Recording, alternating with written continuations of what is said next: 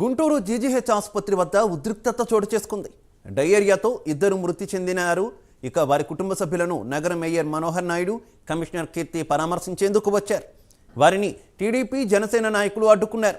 10 రోజుల నుంచి దుర్వాసనతో మంచినీరు వస్తుందని చెప్పినా పట్టించుకోలేదని ఆగ్రహం వ్యక్తం చేశారు. డయేరియాతో ఇద్దరు చనిపోవడానికి ప్రభుత్వమే కారణమని జనసేన, టీడీపీ నాయకులు ఆరోపిస్తున్నారు.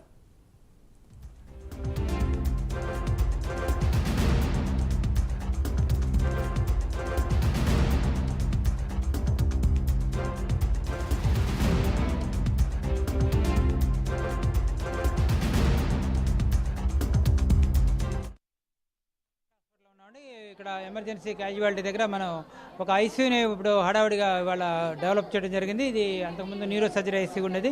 దీన్ని ఇప్పుడు డయేరియా ఐసీయూగా మార్చేసి ఇవాళ మార్నింగ్ నుంచి వచ్చే పేషెంట్లకి 100% పర్ఫెక్ట్ ట్రీట్మెంట్ ఇవ్వడానికి మనం ప్లాన్ చేసి ఉంచాం. అవసరమైతే వెంటిలేట్ చేయడం కూడా రెడీగా ఉన్నాం. దాదాపు నగరంలో 2-3 ఏరియాస్ నుంచి అయితే మాత్రం ప్రజలు డయేరియాతో రావడం జరుగుతుంది, వాంతులు విరేచనాలతో రావడం. 2-3 రోజుల నుంచి కూడా ఇబ్బంది పడుతున్నారని అక్కడ లోకల్గా ఆర్ఎంపీ డాక్టర్లకి లేకపోతే మందుల షాపుల దగ్గర వైద్యం చేయించుకొని ఇవాళ లాస్ట్ మినిట్లో వచ్చారో అనిపిస్తూ ఉంది. ఒక పాప అయితే 3 రోజుల నుంచి వైద్యం చేయించుకొని వాళ్ళ లాస్ట్ మినిట్లో మన దగ్గర రావడం, లాస్ట్ మినిట్లో షాక్లో రావడంతో గుండె ఆగిపోయి చనిపోయింది. పొద్దున మార్నింగ్ జరిగింది ఆ ఇష్యూ. దాదాపు 18 సంవత్సరాల పాప చనిపోయింది. వాళ్ళు కూడా చెప్పడం 3 రోజుల నుంచి మోషన్స్ అవుతున్నాయండి అని చెప్తున్నారు. వీళ్ళు కూడా చాలామంది దాదాపు 14 మంది దాకా మన దగ్గర రావడం జరిగింది. కొంతమంది అయితే ప్రైవేట్ హాస్పిటల్ని ఆశ్రయించారని కూడా మనం అనుకుంటున్నారు. ప్రజలు అనుకోవటం అలా జరుగుతూ ఉంది. కొంతమంది ఐడి హాస్పిటల్కి వెళ్ళారని అనుకుంటున్నారు. మరి ఎవరు ఎక్కడికి వెళ్ళారు, ఎంతమందికి ఇదంతా ఎఫెక్ట్ అయిందని కూడా పూర్తిగా మనం నిర్ధారణ రాలేకుండా ఉన్నాం. ఎందుకు జరిగిందనే మనం కరెక్ట్గా చెప్పలేం. ఒకవేళ వాటర్ వలన లేదా ఫుడ్ పాయిజనింగ్ వల్లనే అది గ్రౌండ్ వెరిఫికేషన్, క్షేత్రస్థాయి పరిశీలన చేయాల్సిన అవసరం ఉంది. ఇక్కడైతే మాత్రం 7 పేషెంట్లు ఇక్కడ ఐసీయూలో ఉంచాం. కొంతమంది పరీక్షలు జరుగుతూ ఉన్నాయి. ఇప్పుడు ఇంకో పేషెంట్ కూడా వచ్చారని చెప్తున్నారు. అతను కూడా కొద్దిగా ఆయాసంగా ఉంది, ఆక్సిజన్ పెట్టి ఉంచారు. అతను కూడా గ్యాస్పింగ్లో ఉండడం అని భయంగా ఉంది. ప్రజలైతే మాత్రం భయపడాల్సిన అవసరం లేదు. ఇక్కడ వైద్యం జరుగుతూ ఉంది. ఈ ఎందువలన వచ్చిందో అనేది మేము అధికారులు తెలియజేసాం, కలెక్టర్ గారికి తెలియజేసాం, అలానే కమిషనర్ గారికి కూడా తెలియజేసాం, అలానే హెల్త్ మినిస్టర్ విడుదల రజనీ గారి దృష్టికి కూడా తేవడం జరిగింది. ఇక్కడైతే సరైన కోణంలోనే పర్ఫెక్ట్ ట్రీట్మెంట్ చేయడానికి దాదాపు 30 మంది డాక్టర్ల బృందం, నర్సెస్ బృందం అయితే ఇక్కడ రెడీగా ఉన్నారు. వీళ్ళైతే ట్రీట్మెంట్ అయితే మంచిగా చేస్తానికి రెడీగా ఉన్నామండి. గుంటూరు నగరంలో నగర పాలన నరక పాలనగా మారినటువంటి పరిస్థితులు. ఎందుకంటే 3 రోజుల క్రితం గుంటూరు నగరంలో, ముఖ్యంగా తూర్పు నియోజకవర్గంలో అనేక ప్రాంతాల్లో నీరు కలుషితమై అనేక మంది ప్రజలు వాంతులు, విరోచనాలు, అలాగే డయేరియా బారిన పడతా ఉన్నారని చెప్పి సాక్షాత్తు కమిషనర్ గారికి అలాగే స్థానికంగా ఉన్నటువంటి ఏఈలకు కూడా అప్రమత్తంగా చెప్పడం జరిగింది. కానీ 3 రోజుల నుంచి నగర కమిషనర్ గారు గాని, మేయర్ గారు గాని, స్థానిక శాసనసభ్యుడు గాని క్షేత్రస్థాయిలో ఎక్కడ కూడా ఒక్క గంట కోసం కూడా పర్యటించినటువంటి పరిస్థితులు లేవు. నగరంలో ఉన్నటువంటి అనేక రిజర్వాయర్లో పెద్ద ఎత్తున చెత్త పేరుకుపోయినటువంటి పరిస్థితులు. ఏ బీఆర్ స్టేడియం దగ్గర నుండి ఏ రిజర్వాయర్ చూసినా కూడా ఈ రోజు దీనా పరిస్థితుల్లో ఉన్నటువంటి పరిస్థితులు. వాటర్ కనెక్షన్లు ఏదైతే బీఆర్ స్టేడియం దగ్గర ఉన్నటువంటి వాటర్ కనెక్షన్లు అన్ని కూడా మురికిగా మారి ఈ రోజు మరమ్మతులు చేసిన తర్వాత కనీసం ఒక రోజు టెస్ట్ కూడా చేయకుండా మంచినీటిని వదిలిపెట్టడం జరిగింది. అందుకని దాదాపు గుంటూరు నగరంలో 3 రోజుల క్రితం సంగడిగుంట ప్రాంతంలోని తిరుమలచారి కాలనీలో ఓబుల్ అనే వ్యక్తి చనిపోవడం జరిగింది. వారి కుటుంబ సభ్యులు 9 వేదాంత హాస్పిటల్లో ఒకళ్ళు, గవర్నమెంట్ హాస్పిటల్లో ఒకళ్ళు చేరడం జరిగింది. తర్వాత ఈ రోజు దాదాపు 30 మంది పిహెచ్సిలో గాని, జీజీహెచ్ లో గాని, ప్రైవేట్ హాస్పిటల్లో 30 మంది అస్వస్థకు గురై ఒక మహిళ కూడా చనిపోవడం జరిగింది.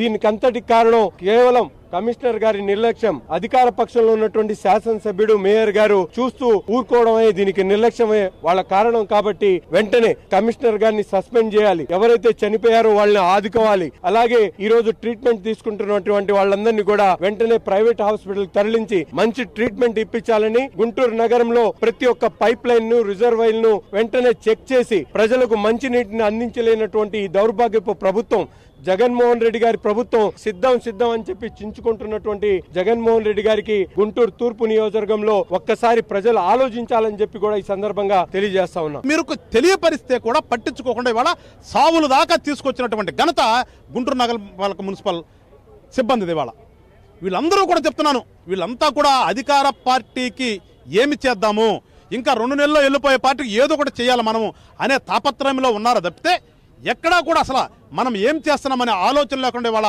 మున్సిపాలిటీ అధికారులందరూ కూడా ప్రవర్తించబట్టే ఇవాళ 2 ప్రాణాలు పోయి దాదాపు 30 మంది హాస్పిటల్ కొట్టుమిట్టాడుతున్నారు. చాలా ప్రైవేట్ హాస్పిటల్ ఉన్నారని చెప్తున్నారు. తక్షణమే ప్రభుత్వం స్పందించి మంచినీటి పైపులన్నింటినీ కూడా సక్రమంగా చెక్ చేసి నగరంలో మంచినీరును సరఫరా చేసే విధంగా పునరుద్ధరించాలని చెప్పి జనసేన పార్టీ నుంచి డిమాండ్ చేస్తున్నాం. లేని పక్షంలో ఖచ్చితంగా జనసేన పార్టీ దీని మీద పెద్ద యుద్ధం చేయాల్సిన పరిస్థితి కూడా వస్తుంది. అంతదాకా తెచ్చుకోవద్దు ముఖ్యమంత్రి గారు, నువ్వు సిద్ధమని పెట్టుకోవడం కాదు, మేము యుద్ధానికి వస్తాము, నువ్వు అంతదాకా తెచ్చుకోకుండా వెంటనే మున్సిపల్ శాఖని నీ పన్నులకు ఉపయోగించుకోవటం ఆపి మీ విడుదల రజని గారికి వెస్ట్ నియోజకవర్గంలో పనిచేయటం ఆపించి అందరినీ కూడా గుంటూరు మున్సిపల్ కార్పొరేషన్లో ప్రజల కోసం పనిచేయమని చెప్పేసి ఆదేశాలు అని చెప్పి కోరుతున్నాం.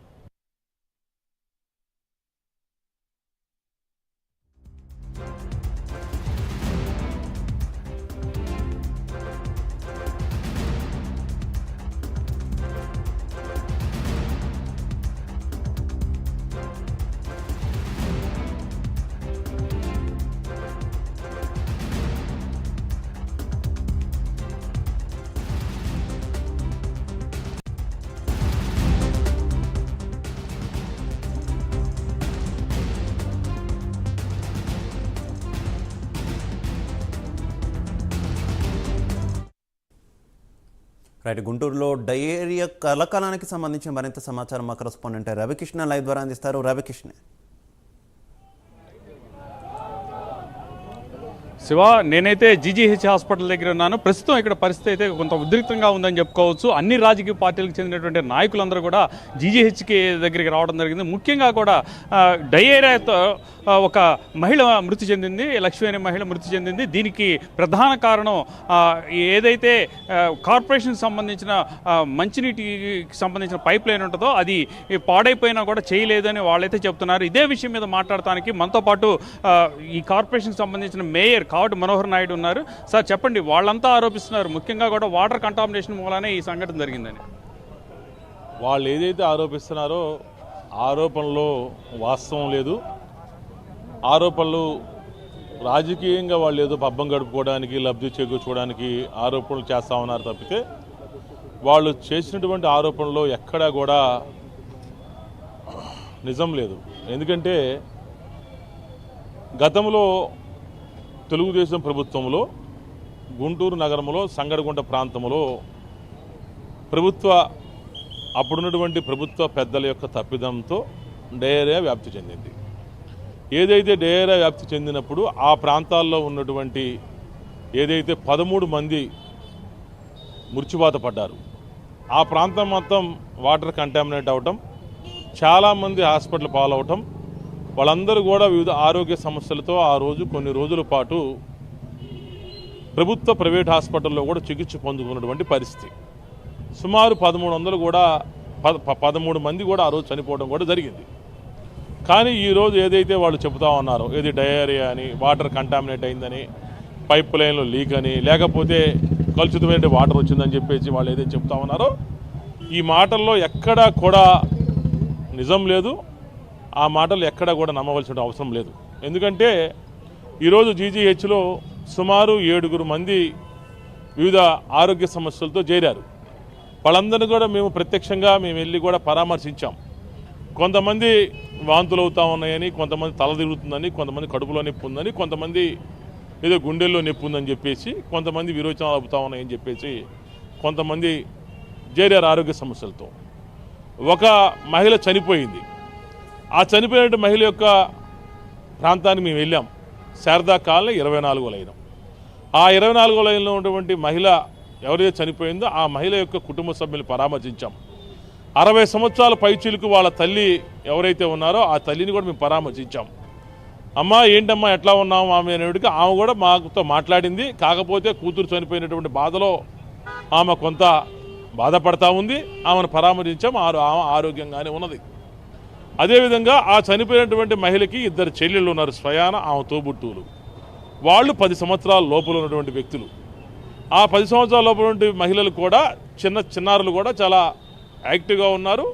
వాళ్ళతో కూడా మేము మాట్లాడటం కూడా జరిగింది. అదేవిధంగా చుట్టుపక్కల ఉన్నటువంటి ఆ వీధిలో ఎవరైతే ఉన్నారో వాళ్ళందరూ కూడా చిన్నపిల్లల దగ్గర నుంచి పెద్దోళ్ళందరినీ కూడా మేము పరామర్శించాం. మేము కాదు, అదేవిధంగా మా డాక్టర్సు, అదేవిధంగా మా ప్రభుత్వ అధికారులు, మా మున్సిపల్ కార్పొరేషన్ మేమందరం కూడా వెళ్ళి స్వయంగా మేము పరామర్శించాం. వాళ్ళందరూ కూడా యాక్టివ్గా ఉన్నారు. వాళ్ళు ఎటువంటి సమస్య లేదు, వాటర్ బాగానే వస్తానే ఉన్నాయని చెప్పేసి చెప్తా ఉన్నారు. అదేవిధంగా ఇక్కడ 7 చేరారు. వివిధ కారణాల చేత. సరే వాళ్ళు ఏదో డయేరియా వచ్చింది, 7గురు చేరారు, ఎంతమంది చేరారు అని చెబుతా ఉన్నారు కాబట్టి దానికి బాధ్యత తీసుకోవాల్సిన బాధ్యత మా మీద ఉంది కాబట్టి, ప్రభుత్వం మీద, మా పాలకవర్గం మీద ఉంది కాబట్టి ఏదైతే చేరారో వాళ్ళందరినీ కూడా మేము ఏ ప్రాంతాల్లో నివసిస్తూ ఉన్నారో ఆ ప్రాంతాల్లో ఉన్నటువంటి సచివాలయ వ్యవస్థని, అదేవిధంగా అధికారుల్ని, వాలంటీర్లని, అదేవిధంగా వైద్య అధికారులను కూడా అప్రమత్తం చేశాం.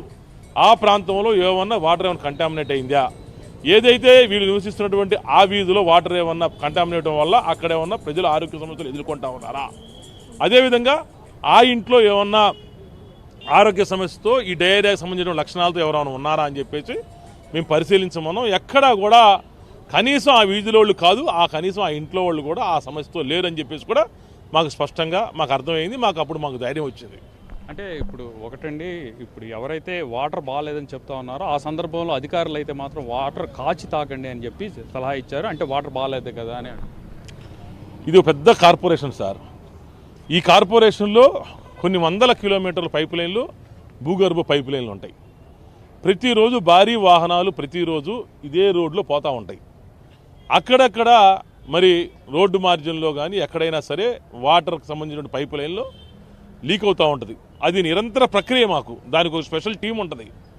ఎక్కడైతే మాకు ప్రతిరోజు ఆ యొక్క ప్రాంతంలో మంచినీటి సప్లై చేయడమే కాకుండా ఎక్కడైతే పైపు లైన్లు ఉన్నాయో ఆ పైపు లైన్లు ఏమైనా లీకులు అవుతున్నాయా, ఆ పైపు లైన్ల వల్ల జనానికి ఎంతమంది నీళ్ళు అందుతూ ఉన్నాయి ఏంటి అని చెప్పేసి ఎప్పటికప్పుడు మేము పర్యవేక్షిస్తూ ఉంటాం. ఆ భారీ వాహనాల వల్ల మాకు లీకులు అవుతాయి.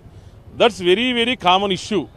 ఆ కామన్ ఇష్యూ వల్ల మేము దానికి ఒక టీములు మేము ఎప్పుడు ఉంటాయి. మాకు లీకులు అరెస్ట్ చేసేటువంటి టీము, పెద్ద లీకుల్ని బాగు చేసేటువంటి టీము ఎప్పుడు ఉంటాయి మాకు. ఈ నిరంతరం మా యొక్క నగరపాలక సంస్థలో కొంతమంది ఆ లీకులకు సంబంధించిన అరెస్ట్ చేసేటువంటి ప్రక్రియ, ఆ లీకులు అరికట్టేటువంటి ప్రక్రియలో కొంతమంది ఉద్యోగస్తులు నిరంతరం వాళ్ళ యొక్క ఉద్యోగ ధర్మం అదే, వాళ్ళు చేస్తూ ఉంటారు. దీంట్లో భాగంగా మేము చెప్తూ ఉంటాం ఏది ఇట్లా సీజనల్గా. ఎందుకంటే ఇప్పుడున్నటువంటి సీజనల్ వ్యాధులు ఈ జ్వరాలు, దగ్గులు, తుమ్ములు, అదేవిధంగా ఈ యొక్క ఆరోగ్య సమస్యలు వస్తున్నాయి. కాబట్టి ఈ కోవిడ్ వచ్చిన కాడి నుంచి ప్రతిసారి, ఎందుకంటే పోస్ట్ కోవిడ్ మీద వివిధ సమస్యలు వస్తూ ఉన్నాయి. ఏది ఆరోగ్య సమస్యలు, చిన్న చిన్న సమస్యలు వస్తూ ఉన్నాయి. కాబట్టి ఆ సమస్యలు అధిగమించుకోవాల్సిన అవసరం ఉంది. కాబట్టి ఎప్పటికప్పుడు డాక్టర్లు కానీ, ప్రభుత్వ అధికారులు కానీ, అదేవిధంగా సోషల్ మీడియా కానీ వాళ్ళందరూ కూడా ఆరోగ్య సూత్రాలు చెప్తూ ఉంటారు. ఆరోగ్య సూత్రాలు మనం పాటించాల్సిన బాధ్యత మన అందరి మీద ఉంది. చెప్పవలసిన బాధ్యత, ప్రజలు చైతన్యవంతులు చేయాల్సిన బాధ్యత మన అందరి మీద ఉంది. అది ప్రతిరోజు నిరంతర ప్రక్రియ మాకు. ఏది లీకులు అరెస్ట్ చేయడం ప్రక్రియ.